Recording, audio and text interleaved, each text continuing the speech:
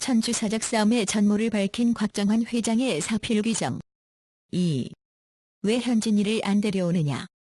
스페인 피스컵 대회가 끝나고 2009년 하반기가 되자 상황은 더욱 안 좋아졌습니다.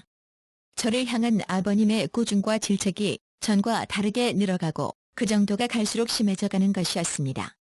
훈독회에서도 그랬습니다. 아버님 앞에 있기가 민망하리만큼 심하게 꾸중하신 적이 한두 번이 아니었습니다.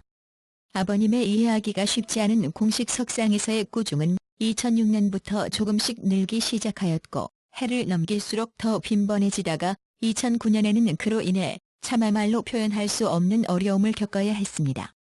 바깥 세상이 아닌 섭리의 중심에서 당하는 것이라 더욱 견디기 힘들고 어렵더군요.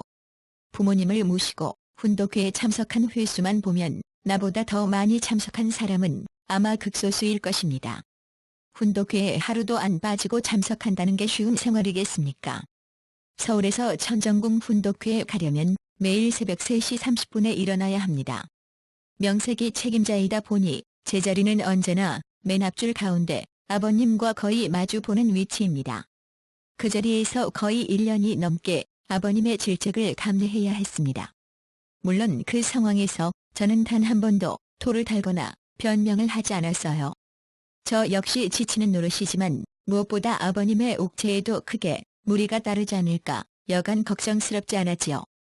그 같은 아버님의 변화의 이면에 아버님 측근의 사람들이 아버님에게 좋지 않은 영향을 미치고 있었습니다. 또한 예전과 많이 달라진 당신의 기력과 체력, 판단력이 한편에 자리하고 있었습니다. 이 자리에서 모든 것을 다 언급할 수 있겠습니까?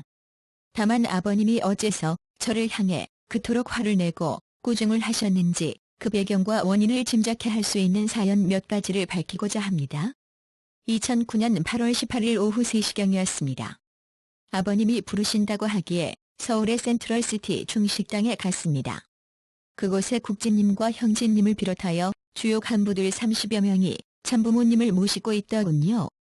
라운드 테이블 식탁이 3개인데 저는 부모님 가정과 같은 테이블에 앉게 되었습니다. 그 자리에서 아버님은 저와 제 가정과 현진님을 한데 묶어서 일방적으로 심판적인 말씀을 길게 하셨습니다. 무슨 일 때문인지 기분이 몹시 언짢으셔서 식사도 안 하시고 무려 3시간 가깝게 야단을 치셨어요. 결국 아버님은 식사도 거르시고 천정궁에 와서 식사하라 는 말씀을 남기고 일어나셨습니다. 거기서 저는 어떤 대꾸도 할 수 없었습니다. 여러 간부들이 있는 데서 어찌 아버님 말씀에 토를 달겠습니까? 온갖 꾸중을 고스란히 다 듣고 앉아있을 밖에요.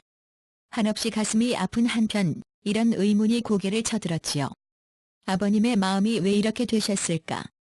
저와 제 가정, 더구나 당신의 아드님인 그 귀한 현진님을 어째서 저렇게 오해하실까? 그날 도저히 천정궁으로 들어갈 수가 없더군요. 누구에게도 이야기하지 않고 휴대폰 전원마저 꺼놓은 채 차를 타고 춘천 쪽 어딘가로 향하다가 어느 한적한 펜션에 자리를 잡았습니다. 연락을 일절 끊고 그곳에서 3일간 기도하고 명상하면서 마음을 정리했습니다. 50년 넘게 공적인 삶을 살아오는 동안 처음 있는 일이었습니다. 아버님의 아드님을 어찌 이리도 모르십니까? 더 이상 공직을 맡을 수 없다는 결심을 하게 되었고 이 결정을 아버님께 말씀드리기 위해 청평에 전화했습니다. 지금 뵈러 간다고 아버님께 여쭈어 주세요. 아버님이 계신 내실로 찾아갔습니다. 거기에 이미 김효율, 주동문, 김계훈 등이 와 있더군요. 어디 갔다 왔나? 아버님이 평온하게 저를 대하셨습니다. 며칠 전과는 완전히 다른 모습으로. 그러나 제 마음은 편할 수 없었지요. 아버님, 제가 며칠을 기도하며 시간을 보냈습니다. 그 와중에 여러 사정을 생각해보고 고민한 끝에 돌아왔습니다. 아버님께서 요즘 들어 저를 보실 적마다 그렇게 노하시고 꾸중하시는데 사실과 맞지 않는 것이 많이 있습니다만 제가 일일이 대꾸는 안 했습니다.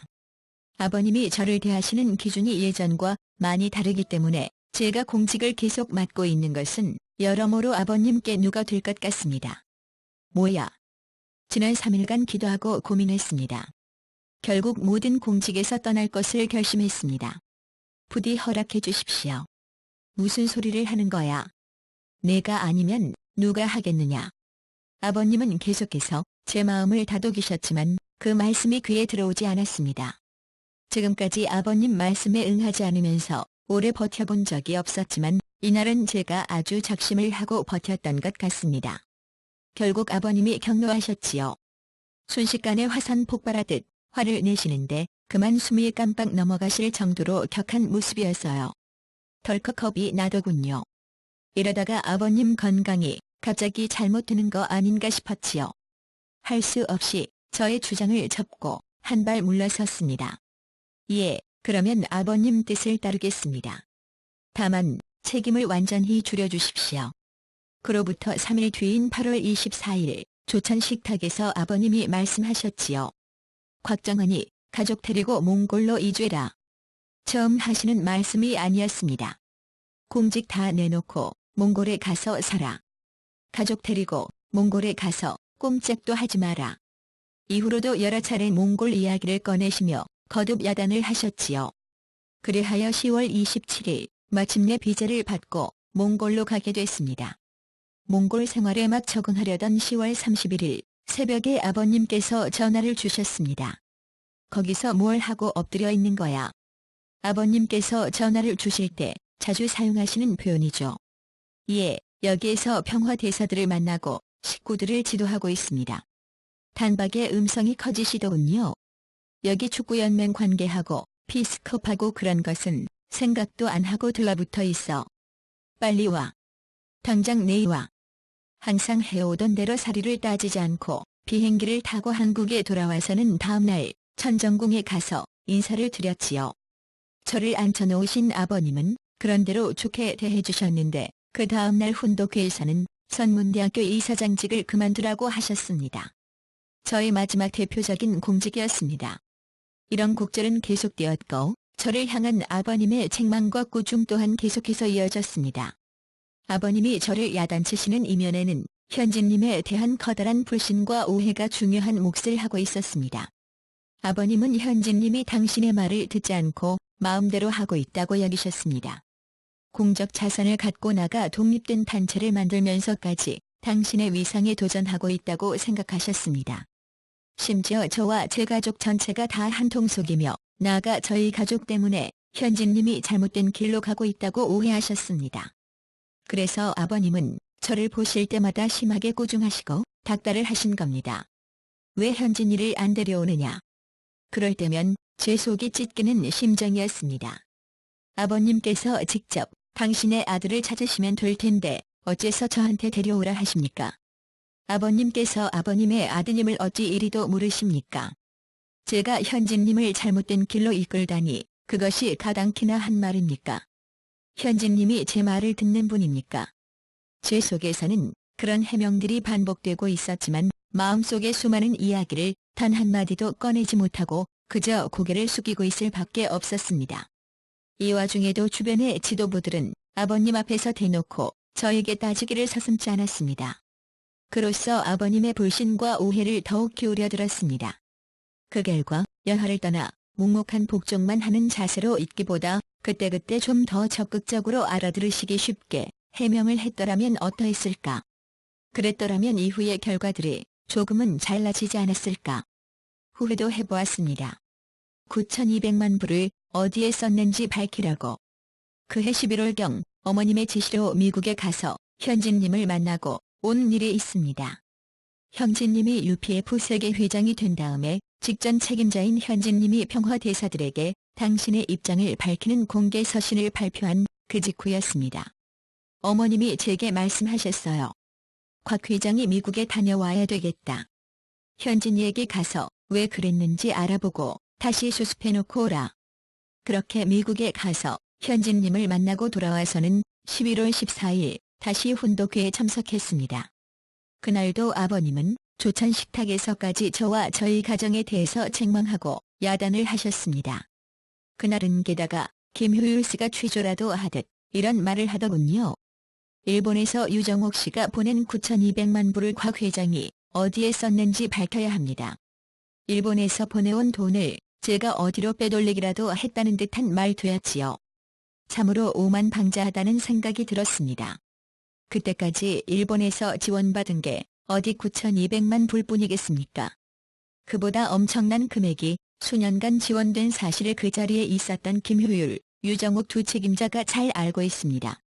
여러 용도의 자금들이 다양한 형식을 통해 들어왔지만 제가 직접 받은 것은 한 푼도 없다는 것을 또한 그들이 모를 리 없습니다. 그런 돈들이 저에게 직접 올리 만무했으니 말입니다. 그런데 뜬금없이 9,200만 불을 어디에 썼는지 밝혀야 한다니 그렇게 말하는 의도가 너무 빤하고 불손하지 않습니까? 그래서 제가 분명히 대답했습니다. 일본에서 온 돈이 그것뿐이겠습니까? 저에게 구체적으로 언제, 얼마를 보냈는데 그것을 어디에 썼는지 물어야 제가 맞춰볼 것이 아닙니까? 구체적으로 알려주면 제가 답을 하겠습니다. 그랬더니 아무 말도 못하더군요. 어머님의 지시로 미국에 가서 현진님을 만나고 온 것을 그날 아버님도 알고 계셨을 겁니다. 그런데 가서 잘 만났는지, 무슨 이야기를 나눴는지, 혹시 무슨 전가를 가져왔는지 전혀 묻지 않으시는 겁니다. 어머님도 마찬가지였습니다. 뭔가 이상했지요. 지시하에 현진님을 만나고 와서 그 내용을 보고하기 위해 들어간 자리인데 그 중요한 문제를 거론조차 하지 않으시다니요. 그러더니 참으로 이해되지 않는 말씀을 하시는 것이었습니다. 오늘날 통일교회 사태의 책임을 놓고 너희 가정이 잘못했다고 하는 내용으로 신문에 공고를 내라. 그러고는 자리에서 일어나시는 것이었습니다. 듣는 귀가 의심되는 상황이었습니다. 참으로 가슴이 찢어질 듯 무너져 내리는 심정이었습니다. 제 명예나 위신이 문제가 아니었습니다. 만에 하나 그런 공고문이 나갈 경우 세상이 통일교회를 어떻게 생각하며 아버님을 어떻게 보겠습니까? 나아가 하나님의 섭리사에서 이것이 어떻게 평가되겠습니까? 제 잘못을 시인하고 그것을 신문에 내라는 것은 다시 말해 제가 어떤 잘못을 해서 현진님이 저렇게 잘못됐다는 것을 세상에 알리라는 이야기 아니겠습니까? 아버님 대신 제가 나서서 현진님이 잘못되었다는 것을 공개적으로 비판하라는 이야기 아니겠습니까? 제가 모신 어른은 하나님의 한을 해방하고 온 인류를 구원하기 위한 참사랑의 삶을 살아오신 분입니다. 원수까지도 품고 용서해 오신 분이십니다. 그런 위대한 어른께서 어찌 당신의 가장 충직한 아들을 몰라보신단 말입니까? 어찌 이토록 참담한 지시를 내리신단 말입니까? 미국에 가서 만나본 현진님은 여전히 하나님의 뜻과 아버님의 소원을 이루기 위한 바른 삶을 살고 계셨습니다. 여전히 변함없는 섭리 중심의 효자 중의 효자였습니다. 몰리고 오해받으면서도 오히려 부모님을 걱정하면서 눈물을 보이는 분이었습니다. 그런데 어찌하며 주변의 말만 듣고 그 아들을 내친단 말입니까? 저는 간부들 몇 명이 있는 데서 아버님의 지시에 대해 논의해보자고 했습니다. 그런 내용을 신문에 대서특필에 실으면 세상이 뭐라고 할 것 같습니까? 오라, 통일교회가 곽정환 때문에 분란이 생겼구나. 그 사실을 본인이 자복하는구나. 그렇게 받아들일 것 같습니까? 천만에요. 저와 제 가정이 무슨 잘못을 했다고 해야 합니까? 한번 말들을 해보세요. 간부들은 제 말을 묵묵히 듣기만 할 뿐이었습니다. 그 이튿날 훈독회에서 여지없이 또 야단을 맞았습니다. 지시했건만 신문에 공고를 안 냈다는 이유에서였지요. 그런데 누가 어떤 식으로 보고를 드렸는지 아버님이 말씀하시더군요. 어제 간부회에 하면서 곽정환이 하는 말에 간부들이 큰 실망을 했다지. 전날 제 이야기를 묵묵히 듣기만 하던 간부들이 아버님 말씀에 순종하지 않는 곽정환의 자세에 실망했다는 것이었습니다. 참으로 기가 막힐 따름이었습니다. 그러나 아버님 말씀이라면 무조건 얌전히 듣고만 있어야 하는 것이 저의 훈독회 일과였습니다. 누가 어떤 거짓으로 아버님을 혼란시켰는가. 며칠 뒤인 11월 19일 아시아 축구연맹 회의에 참석차 말레이시아의 수도 쿠알라룸푸르에 머물던 중이었습니다. 한국에 있는 지인이 연락을 해왔어요. 그 사람이 들려주는 이야기가 참으로 착잡한 내용이었습니다. 천정궁 아침 훈독회에 참석했는데 아버님께서 어제 거행된 형진님의 UPF 세계회장 취임식을 두고 많이 진노하셨어요. 아버님의 허락도 없이 행사를 치렀다고 형진님뿐만 아니라 그 자리에 참석한 간부들까지 책망하셨죠. 그리고는 취임을 취소하라고 지시하셨습니다. 그런 일이 있었습니까? 예, 아버님은 곽정환과 현진이가 맡아야지 너희가 왜 쫓아내느냐. 아벨 유엔 복귀, 피스컵 대회, 미국의 섭리 등 그 두 사람 말고 누가 이 책임을 할 수 있느냐. 라고 야단을 하셨어요. 어머님에게까지 자녀들과 하나 안 되었다며 심하게 나무라셨지요.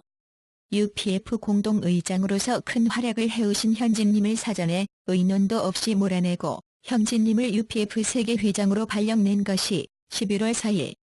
그로부터 2주나 지난 시점에 아버님도 모르게 자기들끼리 취임식을 했다는 것입니다. 있을 수 없는 일이었습니다. 서울로 다시 전화를 걸었습니다. 그리고 부탁을 하나 했지요. 내용을 자세히 듣고 싶네요. 말씀 녹음한 것을 복사해서 준비해 주세요. 그런데 놀라운 대답이 돌아왔습니다. 힘들 것 같습니다. 어째서요? 어머님의 지시로 그날의 훈독회 말씀 기록 전체가 삭제되었거든요. 삭제. 아버님께서 훈독회를 주관하실 때면 언제나 역사편찬위원회 직원이 그 말씀을 녹음하곤 합니다. 그래서 필요한 말씀이 있을 때면 역사편찬위원회에 부탁해서 복사본을 받곤 했습니다. 그런데 그날은 훈독회가 끝나고 부모님께서 내실로 들어가셨는데 어머님이 곧바로 다시 나오더니 녹음 담당 직원을 불러 오늘 훈독회 말씀 기록을 모두 지우라 고 지시하셨다는 것입니다. 이를 어떻게 생각해야 옳을까요? 아버님의 말씀을 그렇게 간단히 없애다니요. 그 자리에서 있었던 사람이 한두 명 아닐 텐데 어째서 그런 수상한 지시를 하셨을까요? 그 내용이 자신들의 아버님을 이용하여 온당치 못한 일들을 벌이고 있는 결정적인 증거라고 판단했던 것 아닐까요? 내용인즉 11월 4일 아버님의 지시라고 하며 형진님을 UPF 세계회장으로 세웠는데 그로부터 2주도 못 가 아버님께서 전혀 다른 말씀을 하신 것입니다. 어머님도 많이 당황하셨을 겁니다. 참으로 안타까웠습니다. 어머님은 어떤 상황에서도 아버님을 지켜드리고 중심에 모셔야 했습니다. 그러나 직접 개입하셔서 이를 더 어렵게 만드셨습니다. 11월 27일 말레이시아에서 귀국해서 다시 훈독회에 갔습니다. 저를 보신 아버님께서 말씀하시더군요. 곽정환은 아들딸이 감옥 가서 면회하게 되면 어떻게 할래? 곽정환이도 감옥에 갈지 모르지. 아버님의 입에서 그런 말씀이 나오다니 가슴이 아프고 말문이 막혔습니다. 과연 누가 무슨 거짓말로 그 귀하신 아버님의 마음을 이토록 흔들어 놓았단 말인가. 감히 말씀드리지만 저는 그렇게 경우 없이 살지 않았습니다. 주변 사람들에게 섭섭하다는 소리를 들을 정도로 공금 사용에 인색했습니다. 공적인 삶에 쫓기다 보니 자식들과 많은 시간을 보내지 못했지만 그 아이들을 아무렇게나 키우지 않았습니다. 그런 저와 제 가정을 누구보다도 잘 아시는 분이 아버님이십니다. 미국 이스트가든 만물의 날 기념식 전은 마침 UTS를 수석 차석으로 졸업하는 현진님 내외분의 축하도 겸했습니다. 그때까지의 전 졸업생들과 지도자들이 모인 그 자리에서 참부모님은 부족한 저의 가정을 전체 축복 가정의 대표 가정으로 표창하시고 특별 축도까지 해주셨습니다. 덧붙여서 아들, 딸 모두를 말씀대로 UTS를 졸업하게 하였다고 칭찬하셨습니다. 그리고 전체 참석자들이 저희 부부에게 경배하라고 하셨습니다. 조금 지나 한국 한남동 훈독 집회에서도 같은 지시를 하신 아버님이셨습니다. 그런데 누가 도대체 어떤 거짓으로 아버님을 혼란시켰단 말입니까? 2008년 6월 19일 천정궁 훈독회 때 제가 쓴 평화운경 사문을 잘 썼다고 치하하시고 축복 있으라 강복해 주시고 간부들에게 곽정환에게 협력하고 일체되라. 곽 회장의 귀함을 알라 하셨습니다. 나아가 가정연합 세계회장이 분봉왕들을 관리 지도하는 것이 아니고 곽정환과 현진이가 해야 된다. UPF와 분봉왕의 사명이 국가복귀다라고 깨우치셨습니다. 일주일 지나 6월 26일 천정궁 입궁대건식 2주년 기념식과 국제회의 또 피스퀸컵 대회를 성공리에 치렀음을 치하하시면서 차고 계시던 금시계를 하사하시는 영광을 받았습니다. 이 일이 2008년 6월 하순입니다. 그런데 누가 어떤 음해로 곽정환과 그 아들, 딸들이 다 도둑놈이고 심지어 감옥까지 갈 것으로 아버님께서 믿도록 했단 말입니까? 아이러니하게도 저는 아침 훈독회에서 아버님께서 저를 질책하시는 말씀을 통해 부정한 세력들이 어떻게 아버님 주변을 통제하는지 온갖 잘못된 정보들을 보고해왔는가를 역으로 확인할 수 있었습니다. 며칠 뒤인 11월 29일 김효남 훈무가 전화를 했어요. 어머님이 저를 만나기를 원한다. 는 정갈이었지요. 곧바로 청평에 가려고 차를 준비시키는데 다시 훈무가 전화를 걸어왔어요. 어머님 말씀을 그대로 전해드립니다. 곽 회장은 필리핀에 가서 현진님이 필리핀에서 하려는 GPF 국제대회를 그곳의 디베네시아 전 국회의장이 돕지 못하도록 하라. 고 하셨습니다. 디베네시아 의장과 저는 오랜 인연을 맺어온 사이입니다. 제가 추진한 유엔 관계 일도 많이 도와주었던 현진님 일도 기쁘게 돕는 분이었지요. 당시만 해도 우리의 내분에 대해서는 전혀 모르고 있던 그분을 필리핀까지 찾아가서 현진님을 돕지 말라고 하라는 겁니다. 어머님의 굴절된 전체를 못 보시는 단견을 가슴 아프게 실감하는 순간이었습니다. 어머님은 현진님에게 어머니로서의 자정이 전혀 없으신 것인가? 현진님에게 말 한마디 하지 않고 1년 전에는 세계평화통일가정연합의 세계회장 자리, 또 이번에는 UPF 회장 자리에 현진님을 세우시고는 계속해서 현진님에게 이러실 수 있는가? 제가 훈모에게 답했습니다. 저는 그 일을 할 수가 없습니다. 한번 생각을 해보세요. 이 대회는 현진님께서 외부 지도자들과 함께 하나님과 아버님의 뜻을 위해서 하는 것입니다. 그런데 이 대회를 돕고 있는 분에게 제가 뭐라고 하면서 돕지 말라고 해야 하겠습니까? 아버지와 아들이 서로 대립하고 있다고 말할까요? 우리 내부의 이야기를 다 설명할까요? 이런 말이 전달되면 아버님의 국제적인 위상과 권위에 얼마나 나쁜 영향을 미칠 것입니까? 참 안타깝습니다. 어머님 말씀은 안 들은 것으로 하겠습니다. 어머님이 이렇게까지 개입하시는 의도를 참으로 이해할 수 없었습니다. 그 처사를 이해할 수가 없었어요. 그 이면에 더욱 깊은 근본 문제가 도사리고 있다는 것을 그때만 해도 정확하게는 몰랐던 것입니다.